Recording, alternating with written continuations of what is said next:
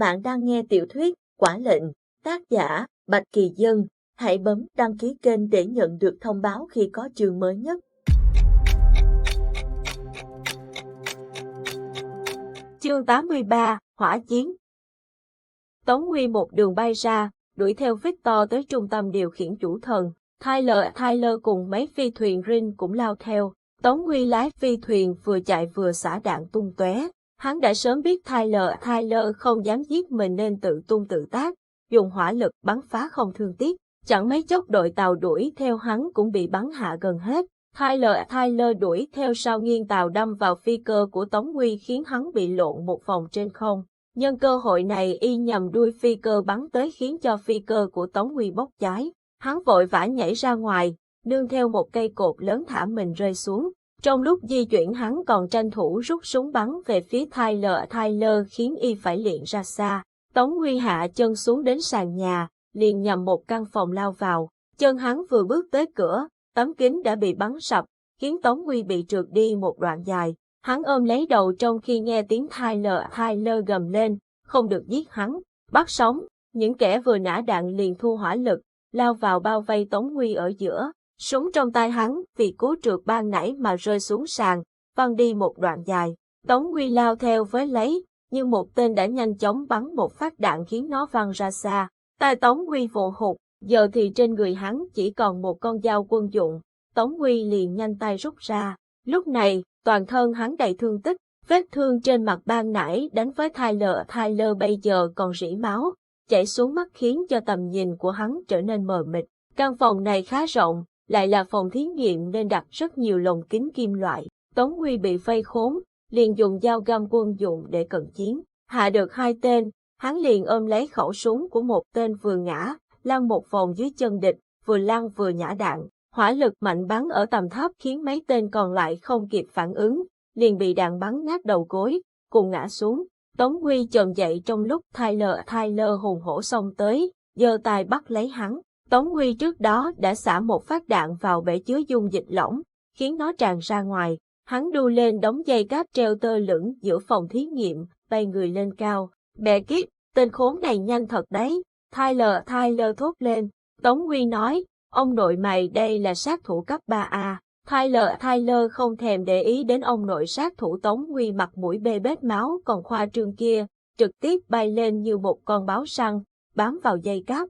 Chỉ một cú bật của y mà đã bám ngay phía dưới Tống Huy, trong khi hắn còn chật vật leo lên cao. Soạt một cái, Tyler giơ tay bắt trúng chân Tống Huy, khiến một mảng quần của hắn bị xé rách.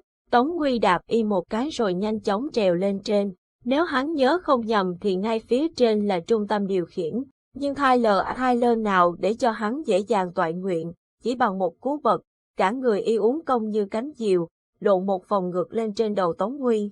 Tống Huy đang lộn người đạp vào cửa thông hơi, lại thấy Tyler ở trên đầu mình, hắn vội vàng lộn người trở lại. Cú đạp của Tyler rơi vào thinh không, nhưng y không dừng lại, xoay một vòng đã bắt được tay Tống Huy. Rắc một tiếng, Tống Huy hét lên đau đớn, khuỷu tay đã bị Tyler bẻ gãy, con dao quân dụng rơi xuống sàn. Tyler đồng thời vươn tay tới, móc vào mắt Tống Huy. Một bên mắt của hắn bị y móc trúng, tối sầm tại, máu tươi tràn ra. Một tay Tống Huy vẫn bám trên dây cáp, trong khi Tyler ra sức đạp vào tay hắn. Tống Huy đau đớn duỗi tay ra, để cả thân hình tự do rơi xuống. Đúng lúc này, Victor từ đâu bay tới trong hình dạng cơ giáp, vươn tay sắt cuốn lấy hắn, ném vào trong. Tyler bắt hụt con mồi, gầm lên tức giận. Y lộn người nhảy vào chiếc Ring đan để chế độ tự hành còn lơ lửng trên không trung, nhằm Victor bắn xối xả. Victor biến hình thành phi cơ, lượn vòng tránh hỏa lực của Tyler. Tên khốn này phát điên rồi, Tống Huy nói. Ban nãy Tyler vẫn còn định bắt sống hắn, lúc này có vẻ như y nổi điên, ra sức tấn công như thể quyết tâm bắn hạ. Phi cơ trúng đạn của Tyler, bốc cháy dữ dội. Victor ôm Tống Huy nhảy ra ngoài phi thuyền, lăn thành một đoàn dưới đất. Victor lôi Tống Huy dậy, tiếp tục chạy. Đạn từ phi cơ của Tyler bắn bén gót chân hai người. Tống Huy vừa chạy vừa ôm cánh tay đã gãy, mắt tối sầm không nhìn thấy đường, đau đớn đến đổ mồ hôi. Hai người chạy đến một phòng chứa nhiên liệu, liền dựa lưng vào đống ống nhiên liệu lấy sức. Victor đưa cho Tống Huy một khẩu súng, nói, em dùng đi. Tống Huy dùng một tay đón lấy, Victor tranh thủ lôi cánh tay đã gãy của hắn, nói, nhịn đau một chút. Nhịn đau vốn là sở trường của Tống Huy, hắn không nói gì, ngậm họng súng vào miệng, chỉ thấy rắc một tiếng, Victor đã ra tay nối lại xương cho hắn cùng một cơn đau thốc lên tận não. Tống Huy rút khẩu súng từ trong chính miệng mình ra, nói với Victor, sao anh còn quay lại? Victor thấy một bên mắt của Tống Huy vẫn chảy máu, gã liền nhanh tay quệt đi, nói, em cố gắng nhịn đau một chút, vết thương này có là gì chứ? Nói xem sao anh còn quay lại, tôi đánh không tới nổi phòng điều khiển, đành quay lại hỗ trợ em, giờ chúng ta cùng đánh, được, cùng đánh, như hồi ở CSI, như hồi ở CSI, Victor nói, giơ tay kéo cổ Tống Huy, hôn hắn một cái thật mạnh, khi buông ra, gã nói, tôi kiệt sức, cầu chiến lực, con mẹ nhà anh, đúng lúc này, đạn bắn sượt ngay trên đầu hai người, va vào thùng nhiên liệu tóe lửa, Victor ôm đầu Tống Huy đè xuống, lúc này cả một đội an ninh đã tiến vào trong, Victor ra hiệu cho Tống Huy, cả hai rất hiểu ý, liền cầm sẵn súng trong tay, chủ thần vừa bắn đi một đầu đạn hạt nhân, khi thấy trên màn hình, Diệp Minh và A Lê Cốt đã một đường dùng hỏa lực đánh ra, hắn cũng không quan tâm, quay lại tiếp tục chuẩn bị bắn đi đầu đạn thứ hai. Lần thử nghiệm này, phải cho ra một kết quả mà hắn đã chờ đợi suốt 20 năm. Đúng lúc này, một nhân viên kỹ thuật trong phòng lớn tiếng báo cáo, thưa chủ thần, phát hiện vật thể lạ đang đuổi theo tên lửa phá băng của ta. Chủ thần rời tay khỏi nút bấm trong chiếc hộp đựng mã phóng, đứng bật dậy, chiếu lên đi. Trên màn hình, một vật thể chưa xác định đang lao đi dưới đáy đại dương, hướng về phía đầu đạn hạt nhân vừa phóng đi. Thậm chí vật thể này còn tìm được đường đi ngắn nhất, trong nửa phút nữa có thể chặn đầu. Bắn hạ cho ta, thưa ngài, hiện tại không có vũ khí nào của chúng ta đuổi kịp. Mặc kệ nó đi, 20 giây nữa tên lửa của ta đã tới mục tiêu, hắn cũng đuổi không kịp đâu. Vâng, thưa ngài, chủ thần quay lại với chiếc hộp đựng mã phóng, chuẩn bị nhấn một nút nữa thì ầm một cái, cả cánh cửa kim loại lớn bị bắn thủng. Chuông báo động bên trong trung tâm điều khiển hú lên ầm ĩ, cùng với bụi và lửa, một thân hình cũng bắn vào trong, nằm sõng soài trên nền nhà. Người này là Quân Dao, ả lập tức bò dậy, lảo đảo cầm súng xong trở lại, nhưng chưa kịp đi bước nào đã bị một ngọn lửa từ đâu cuốn tới, vây lấy người ả. Quân Dao hét lên rồi cuống cuồng lăn lộn dưới đất để dập lửa. Trên người ả khói đen mịt mù, khét lẹt, cùng lúc hai bóng người xông vào, đó là Diệp Minh và A Lê Cốt.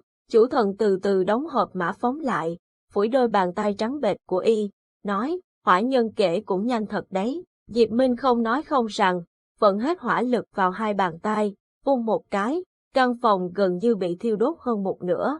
Tiếng la hét của nhân viên kỹ thuật bị lửa thiêu tới, tiếng xô đẩy, chạy tán loạn khiến cả căn phòng rộng trở nên nhốn nháo. Chủ thần không nói một câu, giơ tay một cái, cả bức tường an ninh phía trước đổ sập. Hắn lạnh lùng nhìn đám nhân viên như đàn chuột kia, lạnh giọng nói, đi ra hết đi. Những tên còn chưa dám ra giờ nghe thấy lệnh chủ thần, mừng như được sống thêm một kiếp, co giò chạy ra ngoài. Quân Dao cả người đen như than, cuối cùng cũng đứng dậy được. Quần áo và tóc ả cháy khét, không còn đâu vẻ mặt lãnh đạm mà xinh đẹp thường ngày. Trong chiến địa đang rực cháy, chỉ còn 4 người chủ thần, Diệp Minh, A Lê Cốt và Quân Dao. Hộp mã phóng vẫn còn để trên bàn, ngay sau lưng chủ thần, biết là không thể thắng ta nhưng vẫn dẫn sát tới. Ngươi tưởng ta không có cách ép ngươi mở hỏa thần môn sao? Hỏa thần môn, ngươi muốn mở, trước tiên phải tìm thấy đã, nhưng nghe chừng ngươi sẽ không thể tìm thấy đâu nhỉ. Diệp Minh nghênh ngang đứng dạn chân giữa phòng, miệt thị nhìn chủ thần. A Lê Cốt trên tay sáng rực hỏa lực, đang chằm chằm nhìn Quân Dao khiến ả thụt lùi lại phía sau. Ả vừa bị ăn hỏa lực của A Lê Cốt vẫn còn cảm thấy kinh sợ. Chủ thần thản nhiên nhìn màn hình, tên lửa phá băng hắn vừa phóng đi, đã gần va chạm với núi băng khổng lồ nhất Bắc Cực, là trụ đỡ của toàn bộ vùng băng trên bề mặt. Chỉ cần núi băng bị khoan một lỗ, toàn bộ vùng Bắc Cực sẽ chỉ còn là một bức tường bị khoan đúng điểm yếu, chờ sụp đổ mà thôi. Diệp Minh sốt ruột giải quyết xong việc còn đi cứu Tống Huy, không buồn đôi co với chủ thần, liền ra tay bắn hỏa lực về phía hắn. Nguồn hỏa lực cuồn cuộn mà Diệp Minh vừa bắn ra, mau chóng bị chủ thần hút lấy. Chỉ thấy hắn giơ tay ra, làm động tác như vơ một nắm cỏ, Lập tức hỏa lực của Diệp Minh cuốn lại thành một vòng lửa cháy rực. Ngay sau đó, bị chủ thần dùng tay kia, tạo ra một quần sáng xanh, ụp xuống, bóp nát. Nhìn hỏa lực của mình bị chủ thần hóa giải thành hư không như vậy, Diệp Minh không khỏi chấn động. Alekot vừa tranh thủ bắn hỏa lực phá nát các hộp kỹ thuật và máy chủ trong phòng, vừa nói với Diệp Minh, Wolf có thể dùng cả hỏa và băng. Quân chủ, ngài nhớ tôi nói gì lúc trước chứ? Hãy gọi hỏa lực bên trong của ngài, đó mới là hỏa lực mạnh nhất. Diệp Minh chưa kịp nói gì thì bất thình lình, Tống Nguy cùng Victor mỗi người 2 khẩu súng trên tay, đồng loạt xông vào. Diệp Minh nhìn thấy Tống Nguy, mừng như điên, nhưng anh cũng chưa kịp hân hoan thì tim lại rớt xuống một mạch vì nhìn thấy bộ dạng không thể thảm hơn của hắn. Thân trên của hắn để trần, nhiều vết thương dài ngang dọc khắp từ lưng tới ngực, bụng, bả vai còn bị một lỗ đạn xuyên qua, máu đen rỉ ra rồi đông đặc lại. Một bên mắt chảy máu thành vệt, trông như quỷ từ địa ngục. Vết bớt hình hoa đào trên vai hắn vậy mà vẫn đỏ đến chói mắt. Mặc dù có bao nhiêu vết máu trên cơ thể cũng không thể che lấp màu đỏ ấy. Tống Nguy, em. Tống Nguy nghe thấy Diệp Minh gọi mình, chỉ liếc mắt qua một cái rồi ánh mắt rơi đến chiếc hộp màu trắng để trên bàn. Nhận được cái nhìn lạnh lùng của Tống Nguy, Diệp Minh thấy cổ họng nghẹn đắng lại. Ngay dưới đuôi mắt hoa đào ấy còn có một vết thương mới tinh, xẻ dưới mí mắt thành một đường thẳng rớm máu. Mái tóc hơi dài được Tống Nguy buộc túm lại phía sau, làm lộ ra toàn bộ gương mặt của hắn. Lúc này, Diệp Minh mới nhận ra người mà anh để trong lòng còn có bộ dáng ngỗ ngược thế kia. Lúc này, trên màn hình còn sót lại trong phòng chưa bị Alekot bắn vỡ. Thế vật thể lạ nào đó đã lao trúng tên lửa phá băng của chủ thần khiến nó lóe lên như sao băng rồi tắt liệm. Mặt chủ thần trở nên xám xịt, hắn quay lại, vươn tay mở hộp đựng mã phóng. Ở đâu đó, Hải Tâm bỗng thấy tim mình đau nhói. Anh vội vã gọi Nhạc Ly, không có tín hiệu,